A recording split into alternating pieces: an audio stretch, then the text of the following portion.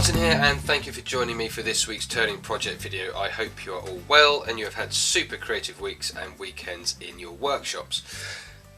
This week I have turned a new handle, or rather I have turned a handle for the Les Thorne signature 10mm skew chisel that I bought a few weeks ago. And there's the handle that I turned. It's made from ash, and I've scorched it, stained it, rubbed Hampshire sheen tie wax into it, and then given it a nice wax finish. And then it was sat in the tool rack, and I thought, you know, the rest of the handles look a bit boring. So I set about looking at the lathe and wondering how I can pimp my handles, pimp up my handles as it were, without having to take the tool out of the handle. So then I did those using the method I'm going to show you today. So as a set, they look quite funky. So as it's now autumn, and well, it's autumn here in the UK just about, and the nights are going to start drawing in and it's going to get cold and dank and dark and horrible, I thought, well, why not do a video about how to pimp your tool handles? So that's what we're going to do right now.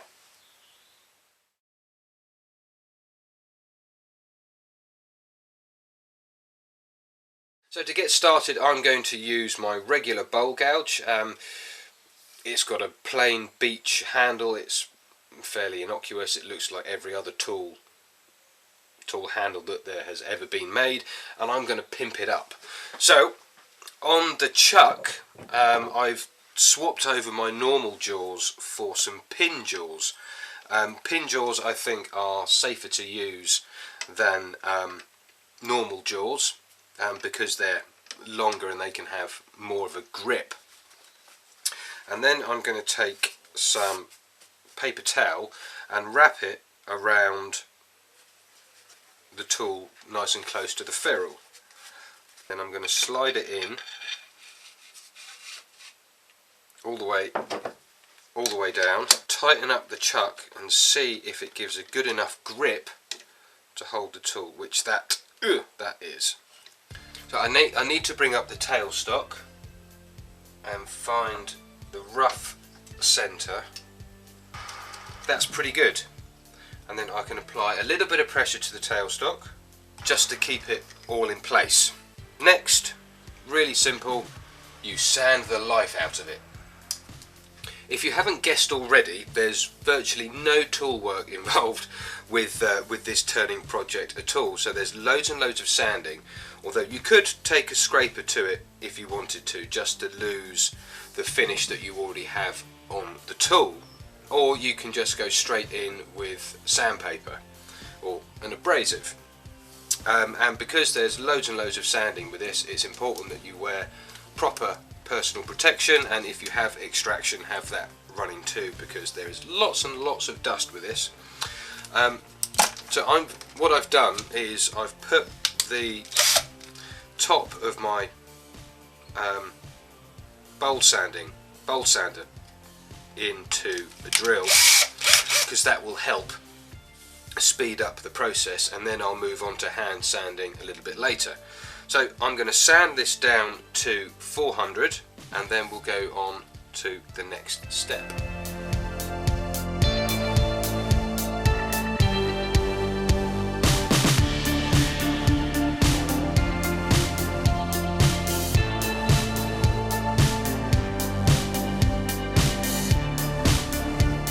Now the piece is sanded down, I've also sanded the ferrule down. I started sanding the ferrule down at 240 and went down to 400, the same as the rest of the piece. But to brighten it up a bit, I'm going to use this stuff, T-cut. T-cut, it's available in the UK really easily, but in the States or elsewhere you probably want to find a paint restorer, an automotive paint restorer, something like that. It's a very, very minor or very fine abrasive. Works an absolute treat on the brass ferrules. So get a little bit of that on a paper towel,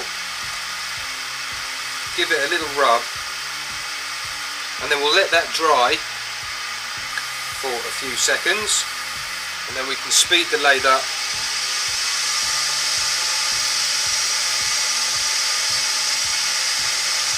Look at all the rubbish that's come off it. Yuck.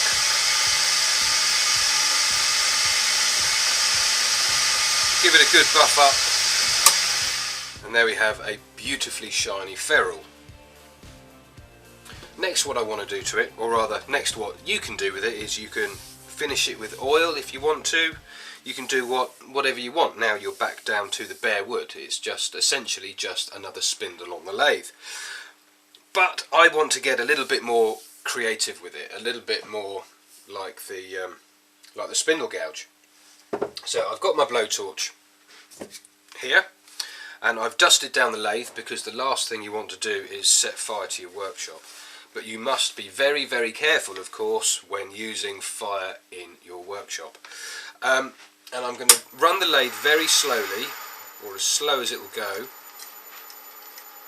because I want to have a faded black, I think a faded black there, and then a faded black at the end.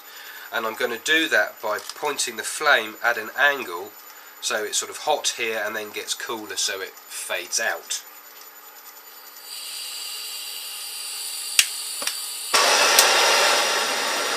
Give the flame a few seconds to calm down.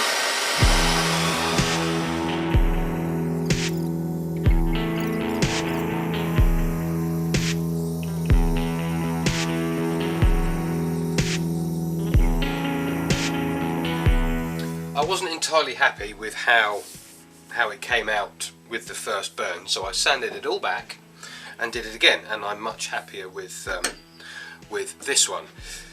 I've cleaned the piece down. I just rubbed it back very lightly with 400 grit paper just to take off any ridges from the burn, and then I cleaned the whole piece with methylated spirits, or denatured alcohol as it's known in the US.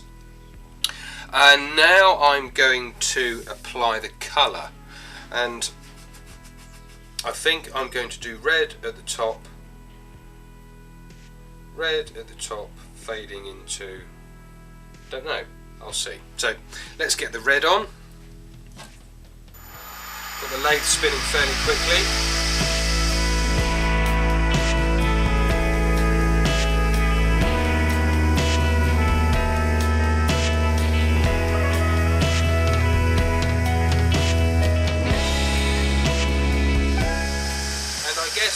Seeing as it's kind of my very regular bowl gouge, I ought to do yellow really.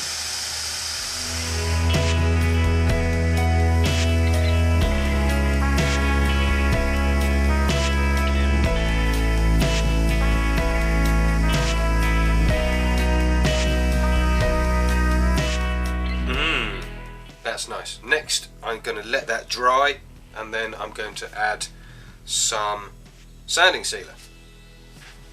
Actually, what I should have said was I'm going to add some oil. Oil comes next. Now the oil will take off the very top of the colour, which is absolutely fine. I'm not going to worry about that, because it still looks absolutely awesome.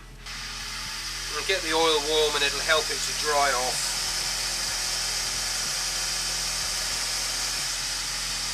Then I can add the acrylic sanding sealer, because I was using spirit stains.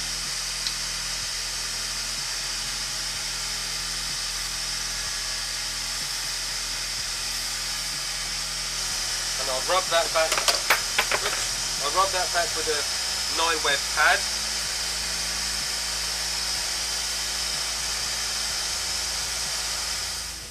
Now at this point you can lacquer it, varnish it,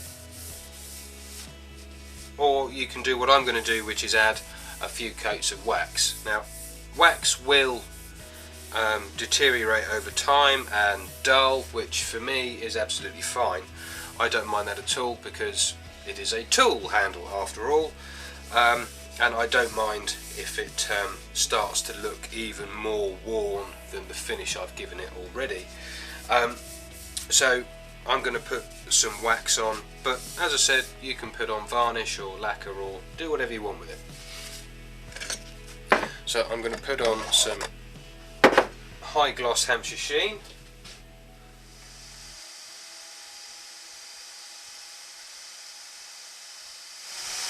And then I'll top that off with the Hampshire sheen microcrystalline.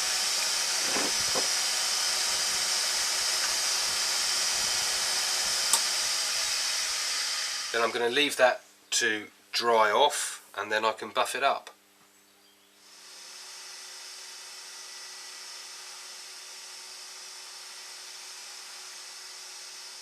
And there we are, the tool is all finished. I'm really pleased with how it's come out actually. It's nice and smooth, it feels good in the hand, and it looks, I think, absolutely awesome. Well, thank you very much indeed for watching this week. I hope you enjoyed the project, and you may be inspired to have a go at pimping your own tools like this. Please do like, share and subscribe, and if you feel so inclined, then please do leave a comment. I do my best to reply to all comments as soon as I possibly can. Well, that's it. Thank you very much for watching, and I'll see you again soon. Bye for now.